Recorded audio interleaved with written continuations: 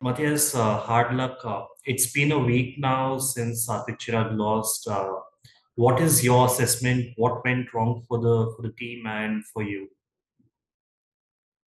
Um, yeah, I think actually it's pretty simple. There's a lot of pressure. There's a lot of expectations, both from mainly from themselves. They know they had a good chance, and of course also for the entire population, for entire India. That's how it is at the Olympic Games. This pressure is humongous, and it can be very difficult to handle. And I feel that's also what we saw there. It was a little bit in the match in the quarterfinal. It was a little bit inconsistent throughout. The highest level was definitely there when they played at that level. The Malaysians couldn't do much, but sadly it was a little bit, as I said, a little bit too inconsistent. And when we played bad, we sadly played a little bit too bad, made way too many unnecessary errors. Of course, Matthias, they are one of the best pairs in the world. But as a former coach now, what do you tell them? Did you have any message or advice to them while you were departing? Because this was your last match with them. Yeah, well, I try to encourage them as much as possible. But yeah, I don't think they listened to too much of what I was saying. Of course, they were really disheartened. So yeah, it's about that. Can't really change what happened. Yeah. We knew what was the pitfalls and was these it that could damage us and hurt us, and this is sadly also what happened. We were prepared for it, but it's so much easier said than done. Emotions are extremely difficult to handle, and yeah, there is not really any excuse. We know what was coming, but in the world of sport, this kind of pressure is very tough. I think you can say a best example to give all the viewers and listeners is that I think everyone has at least tried that one exam where they were sitting there and it was pretty basic, but all of a sudden you didn't even know your own name almost. Like Yeah. you just felt like I can't do that. And imagine this kind of pressure. It's even bigger because an exam you can do a retest and re-exam a few times for what I know, so there is a chance more. But of course you have the same with the Olympics, but it takes you 4 years to wait for this, so you can take that exam and then you can multiply it by 100, and then you would understand the pressure that these guys are under, or any athlete participating at the Olympics. So yeah, it's there's not much to be said. This is what happens at these events, and if you're like anyone who followed Olympics, I think in all different sports you have seen these where they should have won or they should have done this and that and so on. But at the end of the day, it's just unfortunate. It's just the pressure that is too big, and then it gets difficult to handle. It's a big loss for India as well as Satwik-Chirag. How big of a loss is it for you personally? Because you've been involved with them for a very long time and you've coached them not once but twice. So, what do you have to say about that? Um, yeah, of course, I'm sad we couldn't really finish it. Some would also say that it would have been too much if we came home with a goal from there, from what all we have achieved, from where they were when we started working together, and then winning Commonwealth Games, winning I don't know how many super serious tournaments and Asia Games last year, Thomas Cup, all this. So maybe it was also too good to be true if we have completed it. But um, yeah, of course, I'm really sad. I don't use the word disappointed because I'm actually not disappointed. We have, all the three of us has done our utmost to be as ready. Boys have practiced really hard. They have Yeah. pushed. They have not had sessions where they're off. They have not done sessions where they have been lazy or anything. We have pushed every day, and then it's just as I said. Yeah, it wasn't meant to be. Could we have prepared better? Uh, I actually don't think so. We know what's coming, but it can take years, and for a lot of athletes, it never comes this where you can Yeah. really learn to control your emotions, and this is the almost forever or eternal hunt on controlling your emotions. And sometimes we have seen many times how they've handled it well, and then also a few times where they haven't handled it so well. So you can't just say, oh, now we got it and now it's there every time. Sometimes it's been there. So I know we have all pushed it, we have all sacrificed so much the last 6 months. So yeah, I would have been disappointed if everyone wouldn't have pushed 100%, but I really truly feel we did that. And then at the end of the day, you can be proud of what you do no matter what. This time it just wasn't meant to be, but yeah, my head is held high, and I know that the boys will bounce back from this also. That's the game we're in, that sport. We often talk about the pressure that our athletes go through. But could you describe us what is the pressure that you went through and what was the pressure like at the Olympics specifically? Because it's always high tension because there's a lot of expectations from our badminton players, especially. So, what do you have to say about that? Nah, but yeah, I think there is pressure on everyone. Of course, who if they win, they get most of the credit. So of course, I also get the credit when they win, and it's also only fair that I take the criticism if they lose. It's my responsibility. So yeah, as I said, of course, I'm sad that we couldn't fulfill it. There has also been funds and all these things allocated for my salary that didn't end up in an Olympic medal. So of course I also feel the pressure, and of course you as a coach need to take that responsibility on your shoulders also. And I have no issue with that. I know personally that I have done my best. I have yeah tried to prepare them mentally. I have arranged my mental coach that I had when I won my medal for Chirag. We have found a good collaboration with Caleb, that is Satwik's coach. We have, for his injury, consulted all the best doctors in India. I've personally given them calls. I've been there to also supervise his injury and planning that. I have sit and looked at my practice schedule up to the Olympics in 2012, where we won the medal. I've gone through it. I've taken exercises from there. We have adjusted exercises. My head is high. I can look everyone in the eyes and tell them that I have done my part and my best.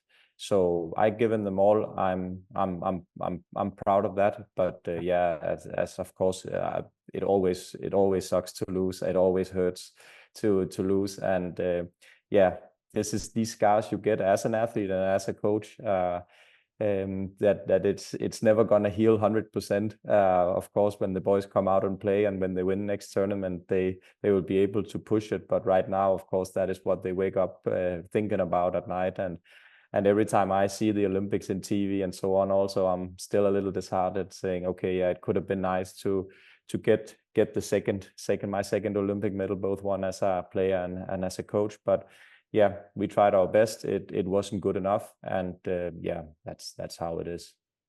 I don't know if you're in the position to answer this or not, but who do you think should be coaching Satwik-Chirag now, if at all you could answer that? Yeah, well, to be frank, I don't think there are that many really good coaches out there. So that is the issue. I still feel for them that they should try and get a foreign coach. I have also had a conversation with them. I have also mentioned a name to them. So that is something that they have to speak to Sai and of course BAI about, if it's possible even. It's not always the easiest for a foreign coach to come to India and do the Yeah. coaching also. So it's these things are there. Of course, with them getting a new foreign coach, that salary wise would be higher than if an Indian. Of course, it's also something that BAI and SAI should think about, if it's worth it, because it will be more expensive than hire an Indian coach. But I don't. To be honest, there is some new double coaches in India. I still think they have a lot to learn in order to come in on this level, in order to come in on this tactical level and be as much as tough on them that I have been, and trying to correct and adjust all the details and really try and find the small details and find these few extra points. So yeah, what I've talked to them about is that I have a replacement in mind, and I think they should try and go and speak to the authorities and ask the permission, and then try and approach that one. I still think they need guidance. They are not independent. You can say some players like Victor Axelsen, the now double Olympic champion. Of course, he need a coach, but he knows exactly where he is, and he need a coach that can motivate him, and he probably don't need a coach that can learn him to hit a backhand, because he can already hit a backhand. So he needs someone there to push him every day and keep him motivated, make sure he still likes practicing and all these stuff. For Satwik and Chirag, there's still some stuff that they need to improve, besides just being motivated, which is of course what they have to do, but there's still some adjustment that they need to do. So I feel that they're a little bit more dependent still on a high level coach compared to some other players. So yeah, I just strongly recommend them to try and get it. Yeah. Would you be in a position to reveal the name or the nationality of the coach if it's possible for you? No, I can't. I can't. That's okay. I can understand. Uh, before you came in, of course, there was a lot of talk about Tan Kim Ho, who had formed the partnership of Satwik and Chirag, and that really clicked from them. Then you took it forward. Uh, what is the one thing that Indian doubles badminton has experienced a change in, if at all there is a change? Um, I I think first and foremost that Satwik and Chirag, they are now the benchmark. They have showed Indian double players that it is possible to, why shouldn't it be? But it's always, you need to have someone in the country that can lead, and you can look Yeah. up to and say, hey, it's possible for us to do it also. I think that is definitely what has helped Danish badminton throughout the years, that you would always had one of the best, both in single and double, so you know where the bar, how high the bar is set, and you need to know how hard you need to practice and see these guys and experience it, like smell the sweat and see the passion on court when they're just next to you and not just in the TV. So I think that they that of course they have set the bar there. It's easier to make number two than make number one. However, it's they all the players really need to step up, but sort of have someone that can lead from the front as they can now. I think that is very important. But at the same time, there's also some cultural issues that needs to improve. You need, as an athlete, to be more independent thinking. A coach, you can't just come as an empty computer and then expect your coach, he can program your algorithm and then you just become better and better and better. I have always said to my players, and same said to Satwik and Chirag, hey, I can set up the right exercises. I can tell you exactly what you need to practice. I can tell you where you're good, where you're not so good, and where we need to improve to win these tournaments.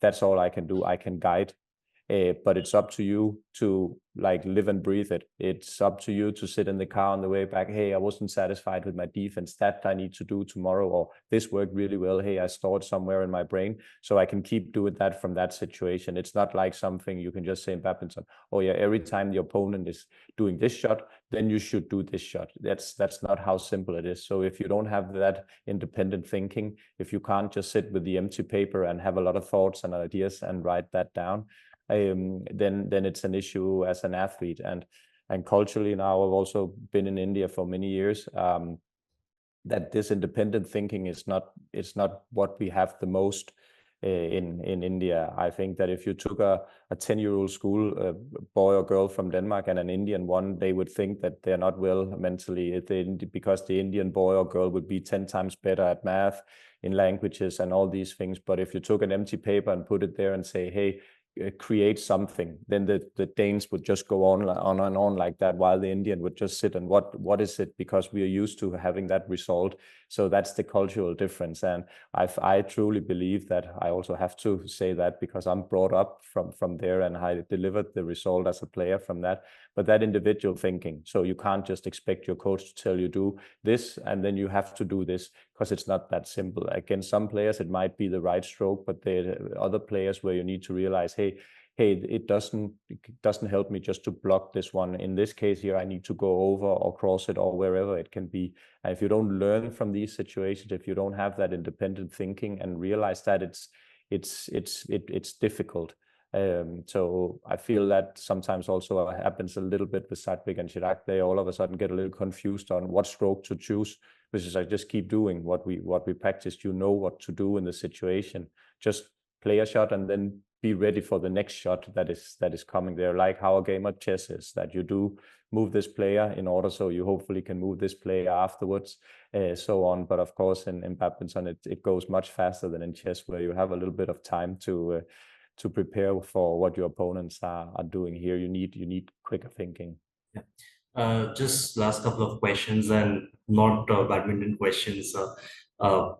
Everyone back home in India is curious about how the entire uh, Paris Olympics village experience was. I saw a couple of interviews also that you already spoken about it. If you could explain us, because there was a lot of talk about the food not being good, the ACs not being there, and the beds being a problem. If you could just describe the entire feeling.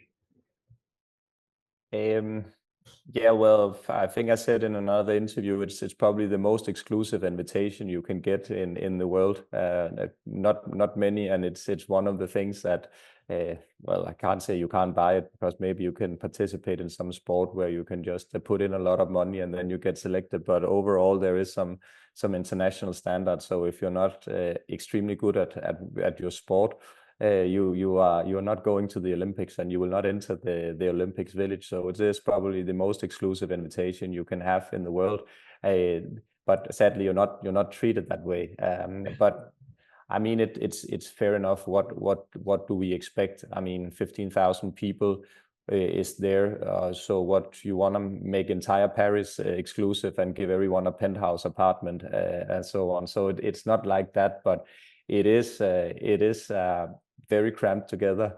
It is not as good as normal standard for athletes. It's definitely not 5-star. I'd say food, yeah, it's bland, but they have to make it bland because they can't serve too spicy food, because if someone is allergic to this or something, so they have to make it bland, and then people can add salt and pepper and all other spices to it. So that's how it has to be.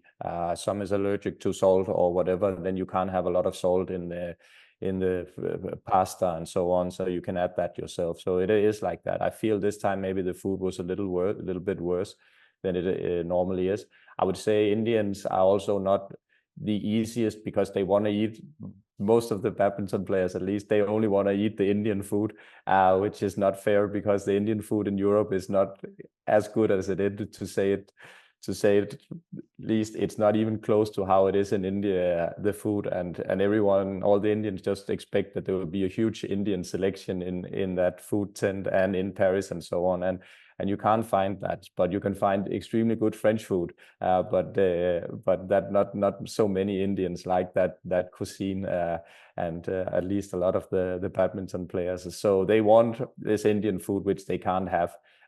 It's kind of like how I travel in India. I can't expect the Indians to make open face sandwiches as I eat in Denmark. So in that way, you need to adopt, and they're not always too good at that.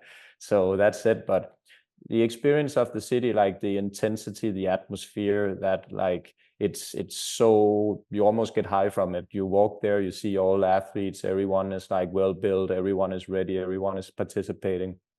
Great atmosphere, a lot of different nationalities. So all that excitement and all that energy is definitely there.